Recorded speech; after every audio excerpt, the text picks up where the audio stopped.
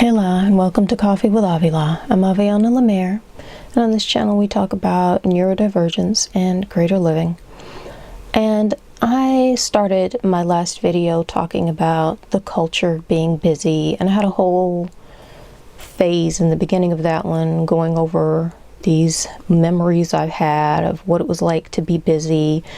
So I was born in the 80s, and I saw 80s culture, 90s culture, like 80s, 90s plus each decade. It seems like the culture changed.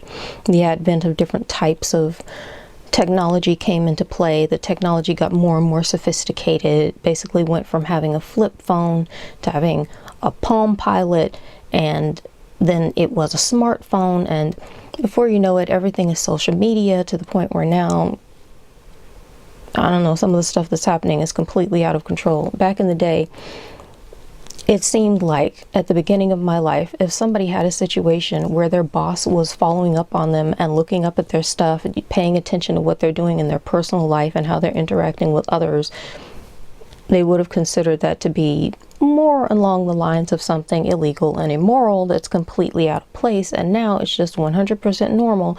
Everyone is constantly talking about how their co-workers, their bosses are watching them online, their personal social media, things that they're doing, and they're having to be concerned about what they're doing in their personal life because it's a public personal life, which it always was, but now public means something else. It's so much bigger. It's easier for somebody who probably should be busy with something else to come along and look at you and suddenly take issue to something you did or said. And now just everybody is in your beeswax and your underwear drawer, as I call it. They're in your underwear drawer just rifling around. And it's kind of gone from a place where people used to have a time during which they would be that kind of busy, and then a time during which they would be doing something else, resting, cooking, cleaning, dealing with home stuff. It might be busy stuff, but it's home stuff, and it was a separate category. Now everything is one. Social media came. A lot of people are doing that. Even if they're doing it professionally, sometimes sharing everything is another way in which they're busy. And long story short, it just seems like it's gotten to the point now where you don't have downtime, because if you're having downtime and it's not, quote, productive, end quote, then it just somehow doesn't count. And people are out there, I've seen so many people even apologizing and talking inside of their videos, like, I'm going to show you what it's like when I'm having an off day. I'm going to show you what it's like when I'm having downtime. I'm going to show you what it's like on just any given weekend time. And this is when they have time to be doing that, right? That's when they can film everything. But I've heard so many apologetics from people because they have moments in their video where they're sitting, they're thinking, they're reading. It's almost as if they take more out of their entire day than a half an hour for sitting down with a tea and a book, and sometimes even that, they feel like they've got to apologize. I've heard it so many times, so many apologetics for everything people do, and people talking about needing to be productive. And I get this, some of this has run through me because it was injected into me. I was born with a nature for what I needed to do and how to get everything done. And I have that kind of mind that's constantly busy, learning, studying, fascinated, intrigued, passionate. When I'm in my happy state, I've been up and down with that one throughout life, quite a bit. But my mind naturally is constantly doing things. Yet I also automatically knew how to rest, how to stop, how to calm down. And it was drilled out of me because other people's limited perspectives would look at me. They'd look at me with their limited perspectives and they would think, okay, she's not busy enough. There were different times when I was told that I wasn't busy, I needed to be doing something else. I would be busily working on the things of my heart and my spirit and my gifts, and someone would come in and decide, oh, well, that doesn't look like you're cleaning the kitchen. It looks like you're just sitting there in a sea of books and papers, writing notes, creating, making art, studying, grinding at what you know best and what feeds your spirit so you can survive and deal with everything else. So that means you're doing nothing. I need you to stop and come over here and do all this stuff. There are other people over there. You need to go interact with them. Then at least you'd be doing something. I've been told this so many times. It's really kind of insane to me, because I didn't know what everybody else was thinking and what everyone else perceived as being busy. So I used to think, one of my first impressions was, if I have all this stuff around and I'm busily focusing on something, other people, they would be a bit hypocritical. When they've got stuff everywhere and they're busy focusing on it, they're busy. It doesn't matter if you know what they're doing or not, they're busy. But if I was in the same situation with my stuff, then all of a sudden I wasn't. And at that point, then I didn't have the same level of worth, then I wasn't the same type of good, wonderful child. The payoff wasn't there apparently for them because it didn't look the right way. And I keep trying to talk about what it is, like how it works in the mind, and that ADHD thing where sometimes there's so many different things that I don't want to start getting into because it keeps going off the rails, and I'm having trouble closing the video that I started, because I realize for me, it's never just about everybody else's concept of how you need to be grinding and busy. Yeah, that leads to being extremely exhausted.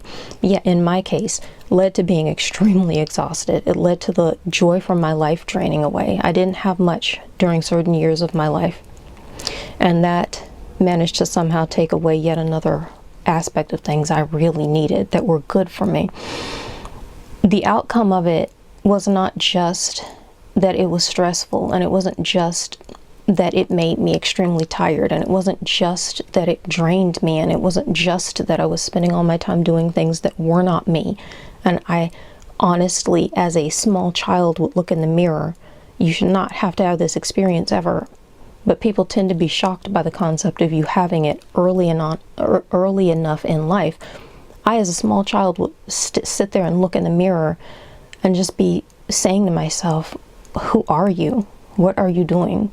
Why do you look this way? Why do you wear these things? There were a million reasons, but everything I wore was wrong, and my hair was wrong. Everything that presented about me was wrong.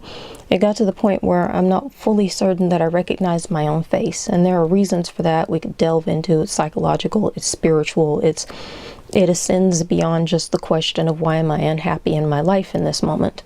But what I want to talk about is the fact that when you're not doing all these different things, here's how I sum it up. The thing that I keep doing is branching off because I chose, for various reasons, to do what I was put upon to do. I started to do the things I was supposed to do, the homemaking type stuff I was supposed to do, the cleaning and the sorting and the organizing. I would be decorating and dressing and speaking in a certain way. I needed to project that I was thinking in a certain way, and that's masking, right? We know about that, especially as autists. We know about that at all times, whether someone's looking or not. And one of the ADHD masking things, that people don't always talk about, the ADHD masking, has a lot to do with the concept of performance and how you're performing and how you get things done and how your mind works while you're trying to do it. Phooey, I just noticed my battery's low. That can't be good.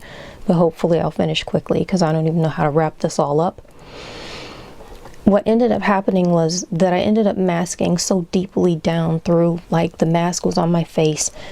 It masked on my face, it masked through my face, it melded with my face, to the point where, again, I'm looking in the mirror and I can't even physically recognize myself because of the spiritual violations going on. It went through my mind. It affected my thoughts. I thought about myself differently. I had less self-worth because I was judging myself. First, I was just learning their rules so I could pretend to follow them for long enough to get out and survive. But repetition is manifestation. And what you repeat to yourself, you learn. And whether I was repeating it to myself or someone else was repeating it to me, I was constantly learning.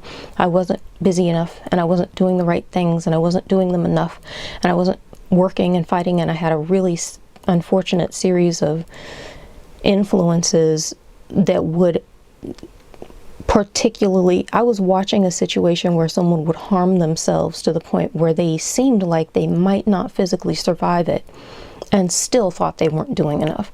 And all of a sudden that stuff started to get projected on me. That had a horrible impact on me.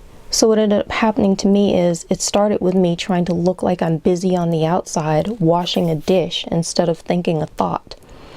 You know, I'd be reorganizing something, and I'd be reorganizing it for 9 days, 8 or 9 days, because I would be planning it completely in my brain. I'd be running a computer simulation inside of computer 1.0, inside of my brain, everything. I fall on the hyperphantasia side of autism, so I visualized it, I planned it, I worked everything out down to the detail where I would sit everything in containers in my mind before I did it. So when I physically did it, I could do it very quickly, and people would be like, oh, you did it so quickly. I didn't know you were going to do that. Well, no, because you looked at me for a week thinking infinite thoughts about a million subjects, but that was one of them, and it never occurred to you that I was thinking about doing something physically, because all those thoughts didn't count. But yeah, I did it quickly because I planned it beforehand, and people always liked that. They benefited from that. In all areas of my life, I would do things for them. I would organize for other people, and very seldom get anything out of it, by the way. But it was always, oh, you did it so quickly and you did it so well. Well, that's because that thing about me you hate, where I don't look busy according to your standards, I used it for this. It's the way in which I function. So even when I wasn't allowed to not be busy on the outside, there's no other way for me to function, because that's how my mind works, and my brain is compatible with my mind. I believe that my brain was created so that the things of my spirit could happen on this earth, because the brain is part of your most incredibly massive, as far as function, interface with this world. I would be getting all of these things done in every capacity, whether it was something for me or someone else, and they loved it when it was benefiting them, but still had something to say about how I was doing it, because it didn't look like the proper, limited, stereotypical, cliche-filled trope. I was a trope they didn't know yet, apparently. I was a trope nobody knew yet, but I wasn't the trope they wanted me to be, so it wasn't okay. And what actually just ended up happening is, and I've never really heard anybody address this completely, it's not just that it's teaching you not to be able to rest, or that when you are stuck in a place where you are so outdone that you can't function, and you are resting, but it's not really restful, because it's more like just dissociating and being trapped and inert and not being able to move. Maybe you've got a device, or maybe you're just lying there feeling horrible things and thinking thoughts and judging yourself, and I should get up and I should be more productive, blah, blah, blah. Those moments would come. They'd be completely overwhelming, and then there'd be even more that someone would have to say. And the way all of that stacked on top of itself was extreme and violent diminishment of the spirit, to create wounds, the nature of which I to this day am still trying to heal. And sometimes I think I don't even know if I can heal them, because they run so deep. But I've had some pretty amazing, miraculous experiences with healing things I didn't think I could heal, that were multiple decades deep and came from generations of pure insanity, pure abuse, everything you can think of. So I have to believe that I can heal that too. But I just don't think it makes any sense to build something like that up for somebody when they come into this world not consciously aware of what's even going on. You could be helping them heal. And instead, it's sort of piling on all the more stuff to make sure that they can't heal, and to make it even worse. And it leads to these different parts of for me, it led to these different parts of my spirit seemingly dying off. And I could just feel them, little necrotic patches of self that I couldn't seem to get away, but I could feel at all times. And it's greatly because, whether it was about trying to be busy, it's generally all about being busy in some way, because that's what people like to think about. And during my time frame, childhood, teenage years, and all that, growing up, my formative years and everything that surrounded that, everybody was getting more and more obsessed with the business of being busy. So that's where a lot of it centered. It was attacked in how I studied, it was attacked in how I sat, it was attacked in how I watched television, how I spent commercial breaks, it was attacked in how I approached the things of me, my passions, my singing. It honestly, I'm a natural singer who's always had a lot of natural talent and spent my entire life studying everything I could in order to develop it. Yet still someone would be trying to help me in some way. I don't know if sometimes it was sincere, but it was always just kind of coming in and telling me how something was wrong in order to add something else. And the thing about it that bothered me with that was really that I just couldn't understand what the heck was being said. You'd ask somebody would give you unwarranted, unsolicited advice, and then I wouldn't understand what was going on. Ask a question, what do you mean? Please explain. I want to know more, because you're saying something I can't quite understand. and they could never actually explain what they were talking about. It kind of seemed like very often what was happening was someone would tell me something that they had learned or someone else had said that they've heard in passing throughout their life, but they didn't seem to have the understanding to express what it meant or why they were saying it. Long story short, it just seems like a million infinite tweaks and a million really weird situations where I really didn't need them. And whether it was something that seemed weirdly lighthearted and comical, like somebody telling me you need to sing like you're talking, and then not being able to explain exactly what that means, or whether it was something that was really harmful and hurtful, like me desperately studying as a dyslexic student with chronic ailments and infinite abuse, and taking all of my energy and pouring it into that just so that I could have a million different issues because I didn't realize what was happening with the dyslexic brain. I didn't fit traditional dyslexia. I was stealth dyslexic. But apparently at that time no one had ever heard of or officially discovered stealth dyslexia. So all I knew was I didn't fit dyslexia, traditional dyslexia. I always knew that something was up, but I didn't realize how badly it was impacting me until many, many years later when I was an adult and people started to describe exactly what the stealth dyslexic experience was. I actually had an experience once where I completely broke down and shut down because I was reading a description, an example of what happens a lot with stealth dyslexic students. And it just hit too close to home and I fell apart because I remembered being a teenager and having that experience, and I remembered the reactions that I got and the backlash from it, and I broke down even then. So I kind of broke down as an adult having that come back to me. I wish I'd had the help then, but I didn't have the help then. All I know is that it's really interesting because people talk about feeling like they should be doing something, feeling like they should be more productive. A few days ago I was watching another video. Another content creator was talking about how they were experiencing physical ailments and wanted to rest, and then went and said, but I just wanted to get up and be productive today. Just felt like I needed to be productive. And that's their choice. My thought was resting and healing yourself is being productive. There's a really interesting aspect of this that I didn't consciously think to mention until just now. And I think about it when I'm thinking about it of late. But it needs to go in this video because some of us as neurodivergents, and this happens to me, are going to be in a very particular position to be specifically harmed by the idea that we're never busy enough and we could always be doing more. Because some of us, and again, this was my experience, for some of us, we are always busy. We're busy inside, we're busy outside, we are busy doing both, or it's one or the other. For me, I'm always busy inside. It's just how my mind works. And another thing is that some of us are going to be extremely sensitive and really, really take to heart all of these concepts of what we're supposed to be. One of the things about autists is that the autistic mind is logic forward, and we tend to pay attention to what is a self-proof.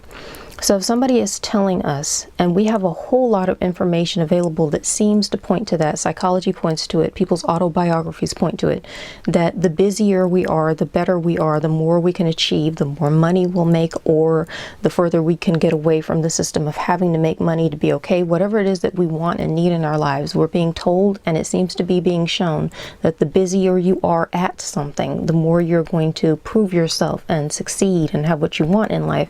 We're very apt to believe that. And I don't have a problem with being busy. I have a problem with being busy to the point where it kills the soul and ruins the life purpose and you die inside. Just to be clear. We can look around and see that there is definitely a self-proof out there that if you can properly apply yourself and your energy to a purpose, theoretically, it's a greater guarantee that you're going to get that purpose accomplished. And that's what the world is based off of. Most of it is based off of somebody suggesting strongly to somebody else that if you are to do thing A, B, C, blah, blah, blah, you are more likely not only to arrive at Z, but to arrive at Z, point Z, properly, with success, with knowledge, with enlightenment, with income, with an off-grid life where you don't need so much income, whatever it is, because there are so many different ways to live.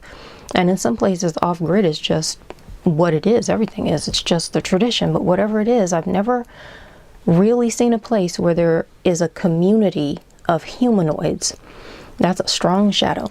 I've never really seen a place on this planet with a self-advocating community of humanoids who don't tell people that there's a way, and if you follow that way, you will somehow arrive at a destination better, faster, easier, more successfully, you know? Whatever success is in this equation. Because once again, that varies wildly. And so we have a tendency to take that to heart.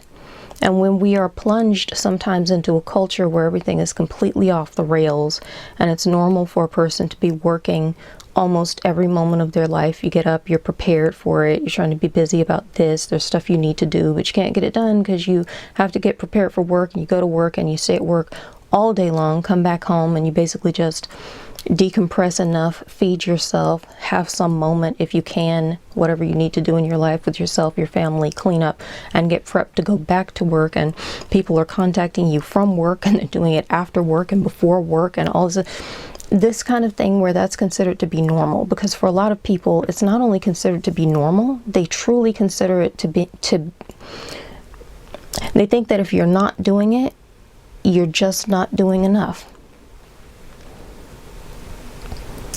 I'm trying to think, there's some kind of a quote that I remembered as a child, and I thought, that's off the chain, that's really unhealthy and unbalanced. But it branched off from that place and became a whole culture where that was just the soft version of things. And I swear it was something like, it started with this concept of people telling you you need to be somewhere at a certain time. And they would want the other party to be early for a meeting where they're not going to see them until the proper time. And they would say something like, I remember this, if you're not 15 minutes early, you're late. And I've dealt with that personally, so I have expansive thoughts on it. But when I first heard it as a child, I just remembered thinking, that's not okay. And then there's something else, and I can't even remember what it is, something that was specifically about that traditional workplace 9-to-5 environment where they say something like, if you don't come in early and leave late, then you're not doing it right. And there are all these different iterations of terms like that that are basically telling you that, quite literally, too much is never enough. Enough is never enough. Too much is never enough. And it's gotten to the point now where if you have anything other than too much, you're slacking. Oh, I just ran into my microphone cord. But what I'm thinking about is, as autists, we pay attention to this, where global culture tends to say, start at A, arrive at Z, do it in this way, achieve, greater success, achieve success or achieve greater success. And then there are a lot of us, and this is also my experience, I can't talk about someone who's not, because that's not my place, it's not my purview, and I don't have all that information. I've studied, but I don't have a body of knowledge about being a lower empathy autist. I have a lot of information and a lot of knowledge about being a higher empathy autist, where that sensitivity kicks in and you're really linked in with what other people want, need, and expect. Often there are people you love, or there are people you respect. There's someone by whom you want to do right. There are different reasons why you might want to do something in order to please somebody or to avoid disappointing them. And on top of it, when you add that thing I already referenced, like, I was the person for whom busy was just my base game, basically. My life as a base game was busy, and all of my expansion packs just seemed to add more ways to be busy. So for me, rest very often was just being busy about something I found fun, or being busy about something I found relaxing or regenerating. It was always being busy. So if you have a combination like what I have, and the world is telling you that you can't ever stop, we're already doing everything. I was already doing everything. I was already doing things that were shocking people, and people who could never be pleased will sometimes just end up silenced because I went above and beyond. I mean, there's a scene in The Devil Wears Prada.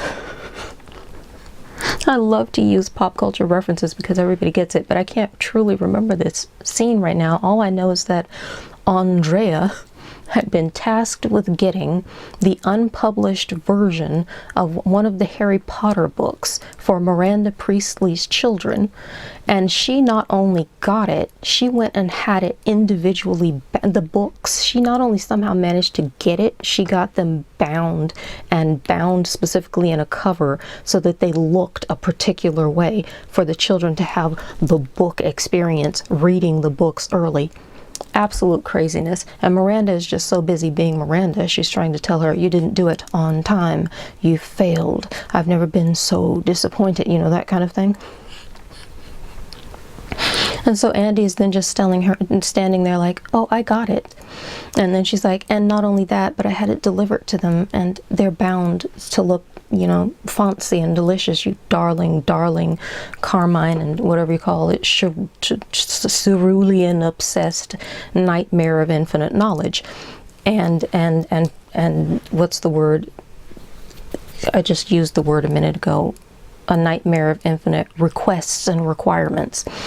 I was that person who did things like that. I watched this movie, I found it to be a delightful romp, but I also really related because Andy learned how to do that for this person, and that's what my life was like in my personal life.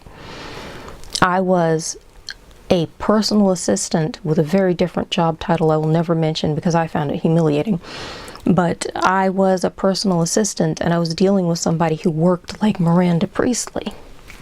Except I won't even get into it, but I had a tendency to pull stuff like that, and I would go and do what is considered to be above and beyond because my autistic and ADHD brain would think in details, colors, imagery, plans, all those quiet thoughts that don't look like I'm busy from the outside. I was always thinking, how can I make it bigger? How can I make it better? How can I make it more succinct? How can I give this person exactly what they need before they've had the chance to realize that they're about to need it in 15 minutes?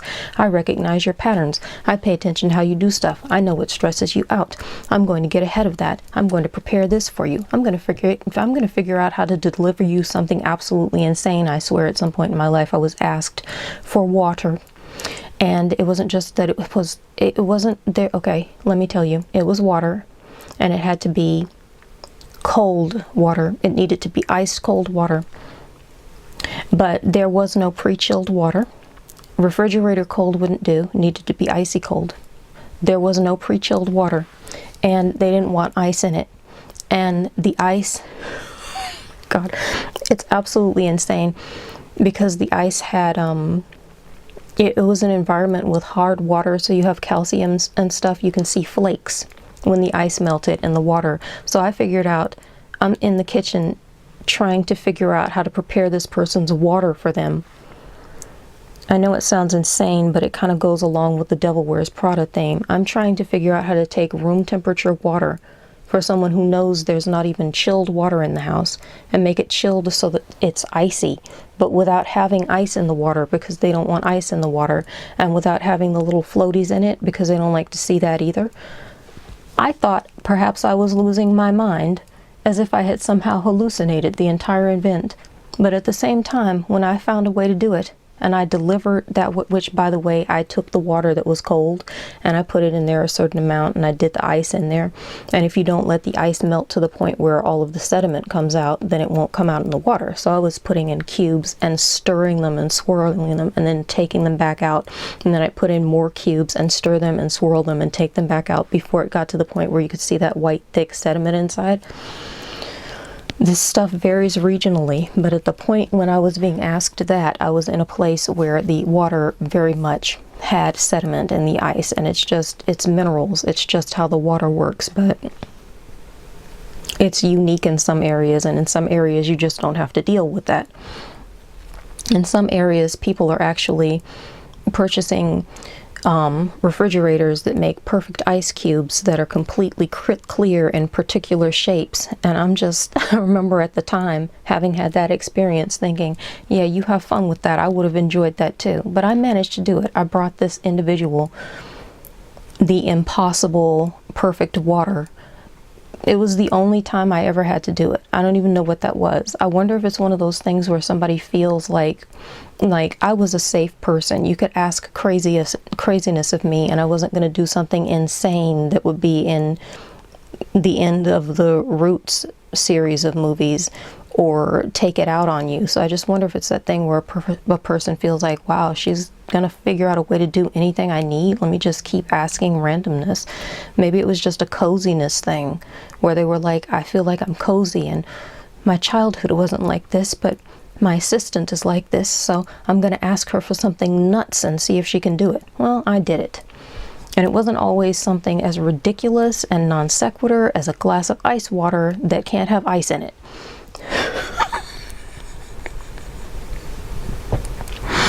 It was very often something that was much more insane along the lines of a perfectly bound, unpublished, impossible to get Harry Potter book. But I would find ways to do that. And so if that was my default state, can you imagine what it did to my mind? And for some of us, we will have the experience of what it does to our minds, to have someone see that you do everything and you go everywhere and you're an overachiever and you might be a genius child that no one has told you're a genius yet. And the next thing you know, nothing you do is ever enough. And your extreme overachieving that impresses people and shuts people up, like Miranda Priestly shut up. That was my point, like how she shut up at the end of that. She had nothing to say. She couldn't even come up with anything else nasty to say. And that was kind of her purview as a human being at that point, because she was so completely outdone. And I've had that experience in life where people shut up like that because they're so completely outdone. They're not always quite as good at insults as she is, but who really is? That's a rare individual. So you take me, or some of us who have that experience, like me, where we do everything and then tell us that everything that we're doing that's shocking and amazing and over the top is not enough. If that can sink in there and get into your mind and start to affect you and make you believe that you're actually not enough, that you're never busy enough, that you're never busy about the right things and that you need to do more, I turned into some kind of dark side of the Energizer Bunny nightmare that could not stop doing at all times and could never rest, because I knew that no matter what I did, it was never enough. And if I ever tried to rest, suddenly I had all these different feelings that you hear about from so many people. No, what's wrong with me? I need to be productive. I don't get it. Like, I spent too much time doing this thing. I need to be doing that thing instead. It messed up my life. It became a part of my mask that went straight through. It was on my face, it went through my face, it went into my head, it flooded my entire body, it cracked down across my heart and broke it to smithereens and merged with my soul. Me masking from the inside out, I was judging myself inside of my own head. I would be judging myself at 2:33 a.m. in the wee hours while I was having a complete and utter shutdown from total exhaustion and constant stress of all natures, and I would be judging myself in that moment at the same time that I knew that I couldn't function and I couldn't move and I couldn't fall asleep. I would also be judging myself for not being able to function and move and fall asleep, or at least get up and do more. If I'm still going to be awake, I gotta do something. If I can't do anything, I need to go to sleep. But I couldn't do either. So I just sit there and think and judge, because all that toxic stuff from outside got trapped inside of me. It's a bigger thing. For some of us, it's a much bigger thing. Some of us are living with the sensation that we're never enough, we can never do enough. And in my case, faking everything totally derailed everything in my life. If I ever had a chance to do anything I could be proud of, it's pretty much dead now, I think. I've reached a point in my spiritual journey where I feel, I think I said this in the last video, but I can't remember because I've had to record them so many times for so many ridiculous reasons that I don't know what's actually up anymore. But I've reached a point of what I referred to with someone as existential divestment. because I've just been through too much. And at this point in my life, having achieved none of the things that were important to me, but having gotten, I don't know, it's kind of weird. I've gotten some versions of things that were important to me, but in a way that's like, if what you want is potato soup, but what you hate tasting and are slightly allergic to is tomato soup. It seems like my life has been about making sure that I get douses of potato soup, but in between servings of tomato soup. And every now and then, my wonderful potato soup actually is tainted with a nice big dollop of tomato soup, a nice big spoon of it thrown in there. So it's kind of weird. I've had a lot of blessings, but overall, I'm in a place where, I don't know, the spiritual community has a lot of different names for it, and they'll call it something like dark night of the soul and awakening. And the thing is, there's not just one spiritual awakening. There are a great many you can have. And I have been going through an endless slew of them just over the past 5 years, because 5 years ago something took place that allowed me to be alone in my own space without somebody in my face all the time. And all of a sudden I had time to be who I was. So there's kind of just a smorgasbord. Now I'm concerned that I've completely mispronounced that. It doesn't feel right. But there was a massive feast, like an infinite buffet. It was just a meal, a constant, endless meal that I never stopped eating, of time with myself. Rest, the capability to discover something I actually care about. I delved back into all of the things that actually meant something to me. And I have been having different levels of awakenings all of my life in different ways, and going through all these, what they call them, the dark night of the soul thing. Everything is stripped away. The tower moment. The tower moment where everything falls apart. And I've still been going through stuff like that. And one of the ones I'm dealing with right now is a lot of this thing where I still have that stuff in my mind I'm trying to heal from, where nothing I do is ever enough. And I'm also having all that stuff in my mind where all the stuff that I've learned to do is not enough for me. It's not good enough for me. It's not good enough for my spirit. It's not feeding me. It's not doing anything that I consider to really be good for the world, me, anyone else. I don't know what the purpose is except to drive me away from my purpose. There's a lot of stuff to heal. But at this point in time, I keep having this weird experience where I want to rest, but because everything else that happened, and because everybody else's rules and stereotypes were repeated at me until they sunk into my head and taught me. And then I started to become the walking physical manifestation of all of their stupidity and limitations about what I needed to do and what I was supposed to do and what I needed to look like and all that stuff. I became this walking lie. I became a walking lie. It became an empty shell of something that just wasn't me. I thought maybe me was dead forever and could never come back. And I've seen miracles of me awakening again and coming back. But in this particular moment, I'm even in a place where I look back and I see a bunch of things I don't like. I look at now, I see a weird smattering of amazing, miraculous blessings, smattered with and surrounded by a bunch of things I don't like. The fruits of all my labors of all those years, the fruits of their labors, the sickness, the toxicity, creeping into me and then coming back out again. I just manifested carbon copies of all the junk that programmed me with all that sickness and toxicity. And so now my magnificent blessings seem all to be happening adjacent to, underneath, on top of, around this infinite soup of nasty toxicity. It's ridiculous. Sometimes I feel, the balance changes. Sometimes I'm just feeling incredible blessings, and sometimes all I'm feeling is, to this day, as simple as it might seem, like I can never do enough. I think about it when I'm doing the videos. It's gotten to the point where I think about it a lot when I'm doing the videos, because I had a purpose when I started, but you could say that about my entire life. And with the videos, it's well known, YouTube, social media, you get out here, you talk about something. I was hoping to build something for myself. I don't know what exactly, but I know what I need, and I know that this is a potential avenue for that to happen, and it hasn't yet.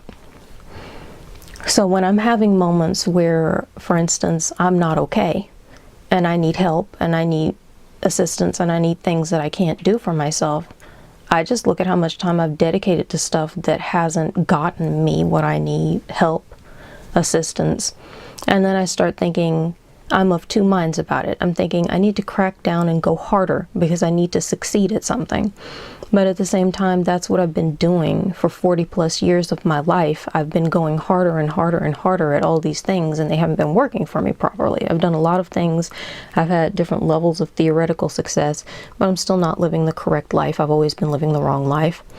And that's part of what ends up happening when everybody else's rules and what they need of you hit you. And some people will never realize this, and some people don't realize it until the end of their lives. I was listening to somebody talking about how they had a guardian figure in their life, a caretaker figure in their life, who got on in years and believed that there was nothing else they could do in their life anymore, that they'd already lived their life, they couldn't have joy, they couldn't do anything they wanted anymore, and they were just bitter and nasty about it. And it harmed them deeply to have this realization at that point in their life that everything that they'd done up until that point led them to this deep soul wound, this misery and this hopelessness. And that person who was taken care of by them was talking, someone else on social media, and they were talking about how it changed their life because all they knew was, I can't be like that. I was on the track to getting to that place myself, and this person is saying, I still think I have time. And it changed their mindset because they're even looking at that elder party and thinking, you know, from their perspective, there are other things you can do, but you're not doing them because you're convinced that you can't. And so now it's just living in a sea of pain, believing it's all over. So now this younger person is influenced by this individual to try to stop that and not go to that place. And I hope that's something I can do. I've been doing a lot of work with that. I've been living a life of like baby steps, forward, baby steps backward. Sometimes it feels like huge steps backward. Sometimes I'm feeling joyful and fulfilled, and sometimes I'm running into a wall of things that have manifested from decades of utter crap. What I call a crapsody, a rhapsody of crap. It's one of my words. I make up a lot of words. I might be taking breaks for the rest of however long I'll be making videos or doing whatever. I might be taking breaks to explain them. I just feel like sometimes I'm living inside of a magnificent, beautiful rainbow of infinite blessings and promises from God. And sometimes I'm like, promises. I just think I'm going to sit here and give 50 million different examples of different stuff that runs the gamut. And I do not want to get into a place where I start triggering old wounds that are either healed or almost healed and do myself any harm. And I can feel myself getting very emotional because I'm getting very passionate about this now. So I don't want to start spewing memories, but I just want to say there's a whole lot to it. And for some of us, it's not just about trying to be busier and trying to be more productive. Some of us, quite frankly, are already so busy and so productive in so many ways that people apparently cannot process, no matter what is coming at them to prove that it's happening, no matter what proof they get even after the fact on a regular basis. Some of us don't need the extra. And some of us, as neurodivergents and the ADHD brain that I'm dealing with and the experiences I'm hearing from other people, sometimes we are producing. We're productive as heck, and it never seems to stop. And the last thing we need is to be living in a culture of things where what we do is still somehow never enough, because even if we're getting praised for what we're doing, very often there's at least some pocket of our life where someone is going to do the opposite. And every way in which we might be built up in one area, it's like that area, that pocket is there to tear us back down again. And that stuff gets drilled into a lot of us from childhood, and I'm a walking example. It's absolutely insane. There are so many things I know I can do, and on a daily basis, because of situations not being what I need them to be. Sometimes I'm blessed, sometimes I can do things. Sometimes I feel like I've had a magnificent day, even though it's really just been a hailstorm of storms recently. I was trying to say hailstorm, but hailstones works. Feels like I'm getting stoned from hell. Why not? It kind of fits. Not a great thing. I go through stuff. I'm in a weird space. I feel like there's nothing for me to invest in right now because I'm not sure that anything I've ever been doing has truly had much of a point. In moments, I do think that it's had a point, and then I think, I don't know, globally, ultimately, if I'm not okay, seems like I must still be doing something wrong. I can't always be the only one to lose, right?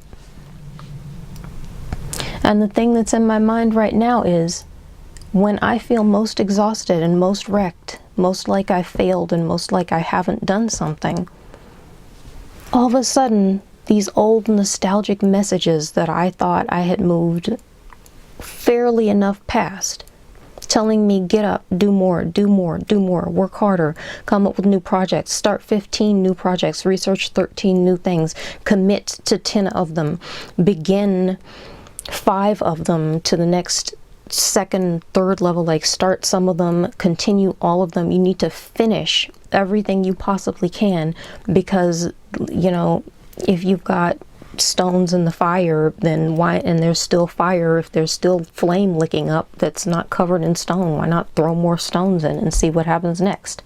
You know, at the very least, you might be the one who, instead of dying with the most toys, dies with the most needlessly flaming hot stones that no one wants to handle or touch and that never really did you any good in life anyway.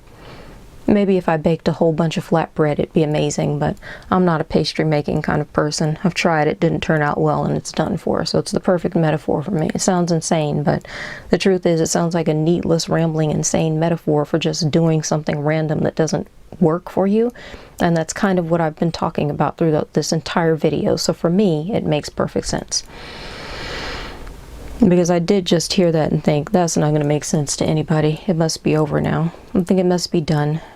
Time for me to go edit this and see if I'm actually going to put it up or if it's going to end up in the trash and I'm going to ditch it like a whole bunch of other things. But just for people who are completionists and like this concept, and they're like, oh no, you're putting stuff up and I never get to have a concept of even what you were going to talk about. Truth is, it's generally a video on the same subject where the video just didn't come out well. It's not worth seeing. If you could see it, it's on the cutting room floor for a reason.